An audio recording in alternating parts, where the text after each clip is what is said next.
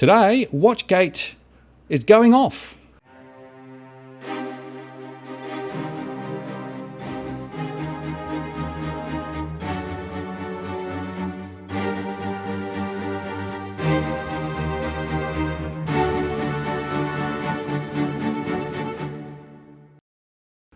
Hello again, it's Martin North from Digital Finance Analytics, working on latest posts covering finance and property news with a distinctively Australian flavour. Today, I'm joined again by Robbie Barwick from the Citizens Party. Hi, Robbie. Hi, Martin. How you doing? Very good. Run off my feet, so I haven't shaved, so apologies for that. But we've got an important subject to update people on. Yeah. And this is one of those ones where I'm warning the viewers right now, if you tune in to watch this, we need you to finish this video and get on the phone today. Yeah, so it's just worth saying you were in Canberra last week, right? A lot of stuff going on all around Australia Post, the Holgate affair, and it's being laid bare, isn't it? It has. We've done some lengthy updates on your show to give people like the whole picture. Yep. Our party has just produced a 30-minute feature documentary on it called True About the Australia Post Cartier Watches Affair, which we can provide a link for below that lays it all bare, including the banking agenda that we've blown the whistle on. However, some of this campaign has come down to Christine Holgate herself, not because of her personality, right? There is an injustice that was definitely done to her as a person, which should be rectified.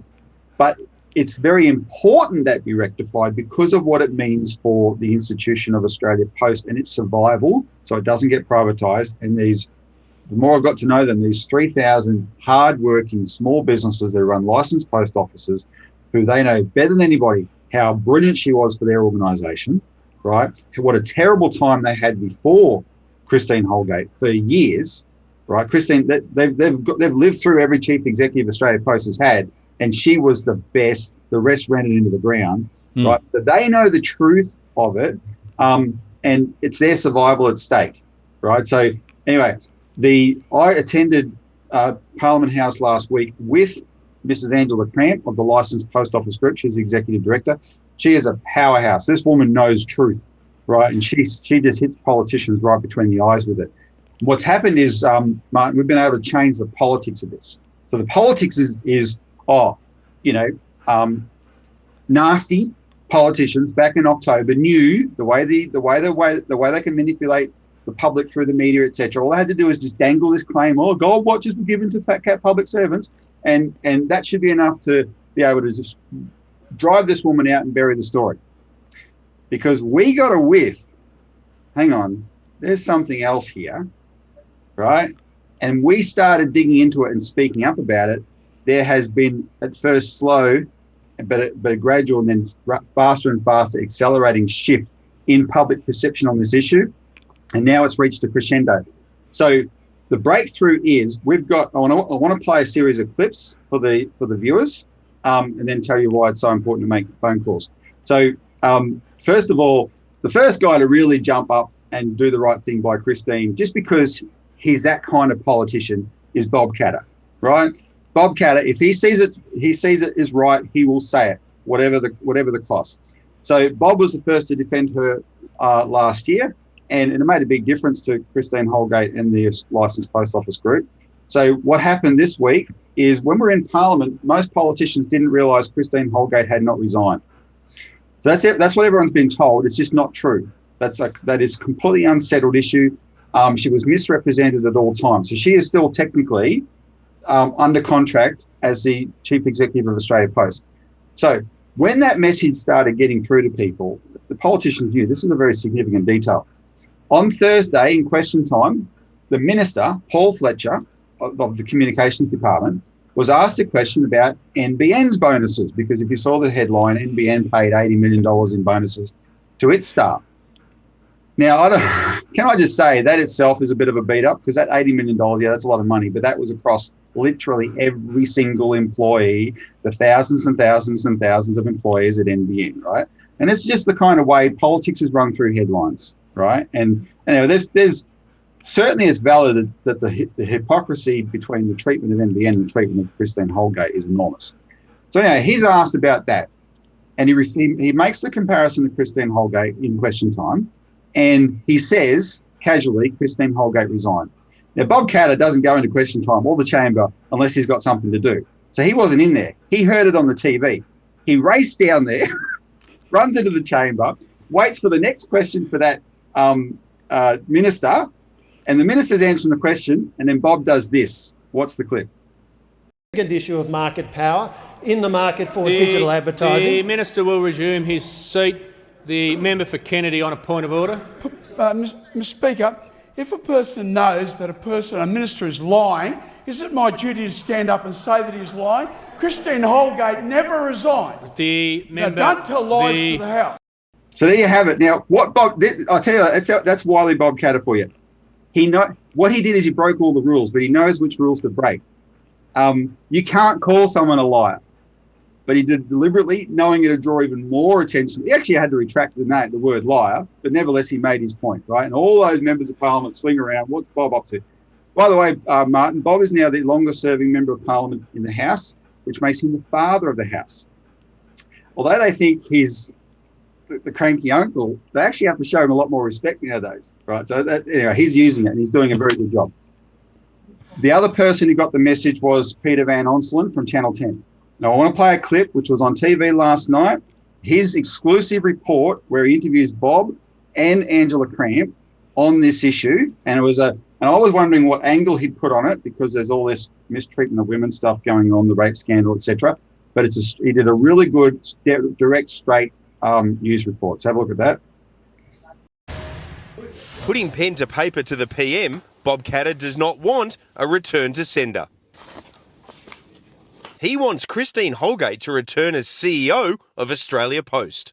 I would say every day in Australia there is some organisation handing out a gold watch to somebody. The Prime Minister ordered Ms Holgate out. An hour after it was revealed, she authorised a $20,000 purchase of Cartier watches for staff. She's been instructed to stand aside, and if she doesn't wish to do that, Mr. Speaker, she can go. But the inquiry that followed cleared Ms Holgate of any dishonesty, fraud, corruption or misuse of funds. They stumbled here badly. The ALP pushed them into a bloody trap. The watches were a reward for securing a lucrative deal to offer banking services at post offices in 2018. That deal was a game changer for Australia Post. It turned the business from a loss maker to a profitable business. The government's paying a recruitment firm $350,000 to secure a replacement, but the union's pleading for the PM to sign, seal and deliver a contract to their old boss. Reinstate Christine Holgate, send her back to her desk and let us all go back to work serving Australia. Come on, you're a good Australian. Australians don't rat on people. They try and do the right thing. A message that needs to be sent the traditional way. Prime Minister, if you're watching, Bob's letter is in the mail. Peter Van Onselen for 10 News First. All right, so that was really good, and that was on Channel 10 last night, 6 o'clock. That had a wide audience. That will get a lot of politicians' attention. The last clip I want to play, this is audio from 2GB this morning. So it's Monday morning that Martin and I are talking here, 22nd of Feb. 2GB this morning, Ben Fordham talked about what happened to Christine Holgate on 2GB, right? And he actually did take it on from the question of the treatment of women. Have a listen.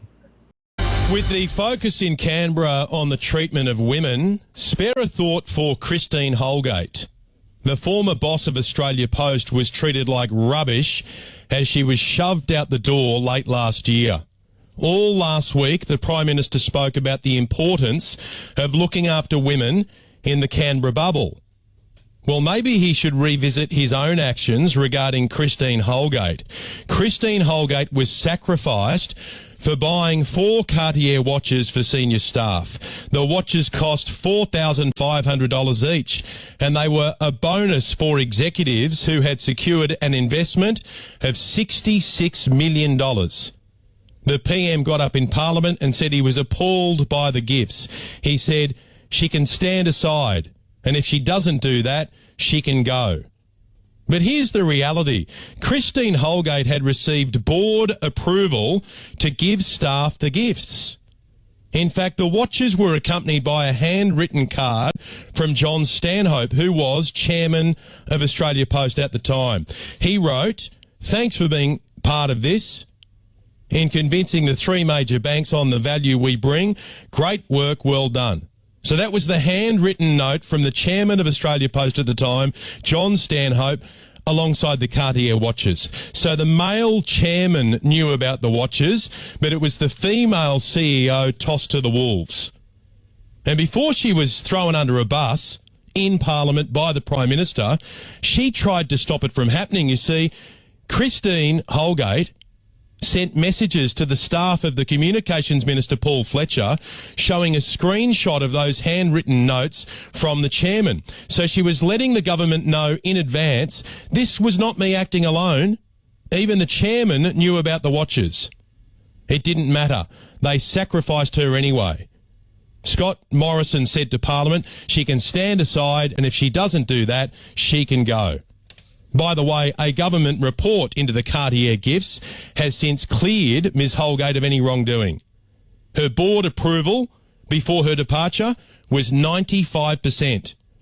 Scott Morrison has never apologised for jumping the gun and rolling one of the most qualified female executives in this country. So if you want to talk about the treatment of women in Canberra, let's talk about Christine Holgate. All right, so what you're seeing is a crescendo of attention now, right? The politics of this has changed.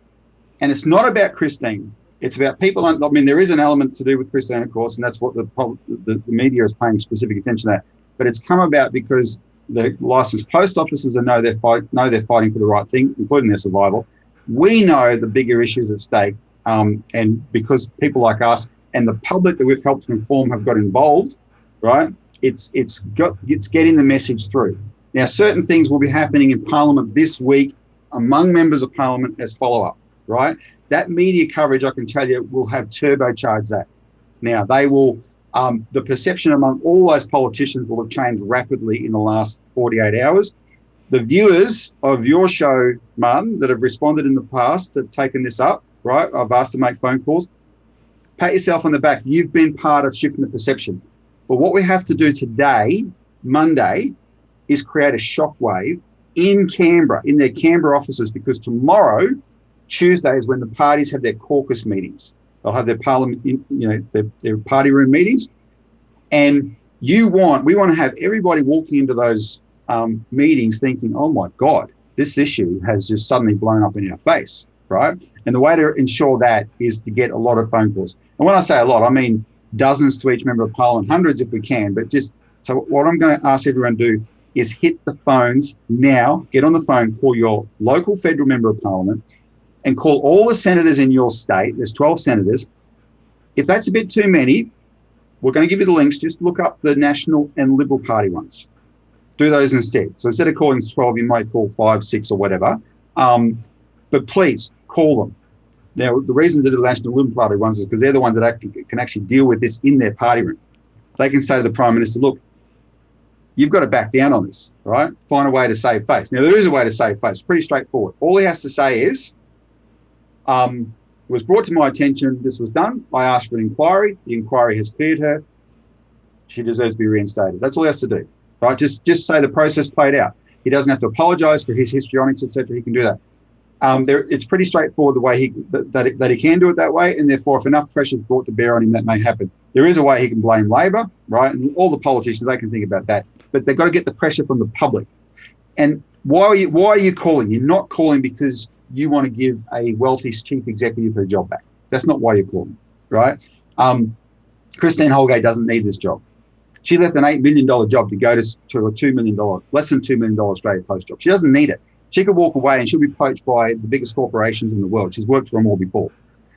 She wants to stick with Australia Post because she feels very responsible for these licensed post officers. She knows the difference she made to them. She had a plan for turning this institution around and keeping it viable in public hands based on providing financial services to the public and especially to the unbanked parts of the public. And that's what she's doing. That's why we're making these calls, right? Because it just so happens that the personality is attached to the policy and it's something people can get their head around. So we'll provide the links below. there's a link you can click on where you can look up your electorate, and it'll give you the Canberra number of your member of parliament. There's another series of links. We'll have them in state order, which will take you to our website where we've put the it's much easier to find. We put the senators' numbers for each state there. Find your state, click on that, find your senators, call all 12 if you can. If you can't, just call 6. The reason calling all 12, Martin, is actually more straightforward than people might think. All you literally have to do, you could do this, just call up and say, I'm Joe Bloggs, I'm calling to say one thing: reinstate Christine Holgate, goodbye. That's all you have to do. You don't have to do more than that. If you want to do more than that, give them full barrel, right? But if you don't want to, it's fine. Just say reinstate Christine Holgate, and that's so it's a dozen or half a dozen really sharp, quick calls to do that. You do that today, you'll be one of a flood, and I can tell you they will walk into that room tomorrow. Really, how did this happen, right? We called our last show that we recorded on Friday, Overturn the Canberra Chessboard, because when I go there, these people, they're not bad people, but they think in terms of this game of chess, and they think, that's not politically feasible, that won't happen, etc. Right? Because they're locked into this game, and they're inside this bubble of Canberra, which makes it worse. But the game is our lives, right? We have to overturn that game by telling them, no, you stop thinking in terms of your calculations of politics, think in terms of the people, what's accountable, etc., and bring politics back to the people in that way. Right, so these calls are incredibly important. Please stop this when you stop this show. Get on the phone straight away. Yeah, Robbie, thanks for that. And just to underscore again, this is absolutely about the future of Australia, Australia Post, banking, the power plays, and basically the politicians are being caught out, haven't they? Yep. So look at there will be a bunch of links below this. Look at the one called Taking on the Banks. It takes half an hour. If you want to see it all laid out in one spot, the guys who produced it here did a really good job. But yeah, that's what it's about. That's why, if we want a government, we're always complaining about government, right? Because it's so, stuffs up all the time and sold out to vested interests, etc. But I've argued on this show a million times with Martin, in a sense, the public vacated the field. And the way we did it was by being demoralised. Or we won't make a difference. And that becomes a self-fulfilling prophecy, because if you won't, then you don't, because you don't try, right? Yet as we've encouraged you, the viewer, to get involved and do things, we have made a difference. We stopped the cash ban last year, right? That was incredible. And I can tell you, the turnaround on this is dramatic. Every Aussie knows how easy it is to whip up the public about fat cats spending money, right? And that's the way they spun this in the first place. And we all fell for it, thinking, oh yeah, bloody, typical. But I told the politicians, Martin, I said the reason it turned around is because once you even hint there maybe another story, the public's suspicion of politicians is so huge, they straight away think, of course there had to be another story, right? They jump to that, of course, and you lay it out, right? And that's, they'll get whipped up about the gold watches or whatever, but the second they sense there's another side to it, they do believe it, because they know just how lacking in credibility these guys have. But that's not enough. You actually got to do something. These calls today, you make half a dozen to a dozen quick calls right now. You will be shaping a sort of an awareness that's going to be overwhelming that building, right, as they go into their caucus meetings tomorrow. Robbie, thanks for that. Very important message. And folks, you heard it here. Pick up the phones. Thanks, Martin. Thanks, viewers.